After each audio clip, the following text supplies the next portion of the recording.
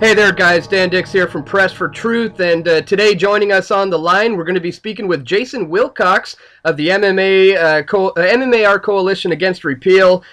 We've just had some new news has been announced in the last few days about the injunction. Jason, thanks for coming on to speak with us today. First of all, congratulations on the outcome.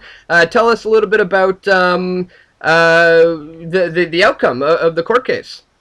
I think that justice was just served in this country. We have fought long and hard for this, and once again, the justice has spoken to the constitutionality of patient rights in this country, and we're proud that Justice Manson stood up and did that.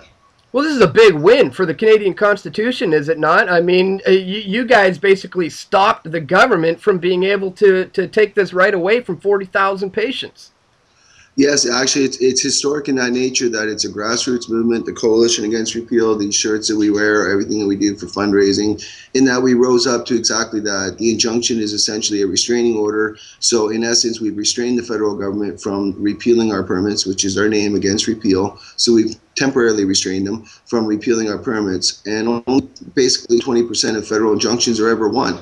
So the fact that we won this was a David versus Goliath fight. But ultimately, it proved that ethics came first, and that political fear-mongering and political sins and media hype, such as organized crime, fire, mold, they were proven to be anecdotal and of no force and effect, or we wouldn't be allowed to continue growing. Well, we've always known that this was not going to be a sprint, if you will. We've known that this is going to be a bit of a marathon.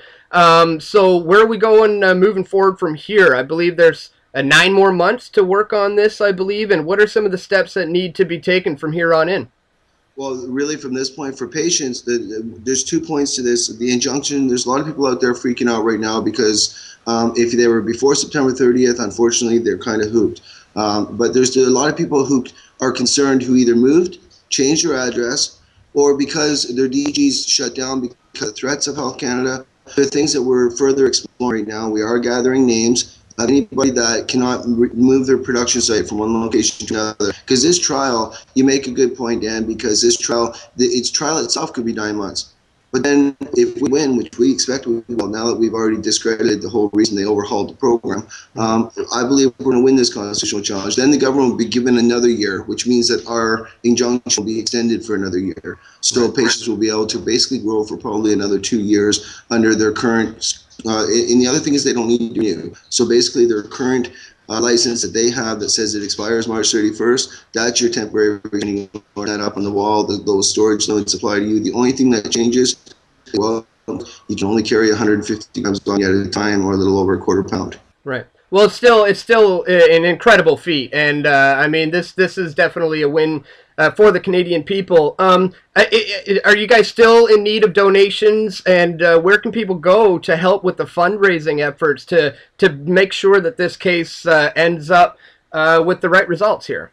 You go to MMAR-coalitionagainstrepeal.com, and there's a donate button there. You can phone or Google John Conroy, or go to johnconroy.com and call his office. They're under their contact button. You can make a donation direct at the office. However, there's many ways to get involved and help out, because it was estimated to be a $250,000 case, and we're $150,000 just to protect the permits that we have. And we didn't get everything we asked for. We did ask for new permits and everything else, but unfortunately, the judge wasn't going to go there. But he did grandfather in nipple, and we are working on whether we're going to be in potential for an amendment that will allow us to be able to change production, because there's a lot of people who are likely going to move over the next 12 months to 24 months. And should they then be taken away, not covered under the injunction, simply because they moved their residence, is becoming the new question. Yeah, absolutely, man. Well, we'll put links in the description, and I guess we'll leave it at that for now. The Skype connection is not great, but I'm going to be heading to Vancouver next week, so I want to maybe meet up with you in person. We'll touch bases and get the lowdown on the latest from you next week. 100%, absolutely. Great, man. All right, thank you very much for talking to us, and keep up the awesome work. Thanks, Dan.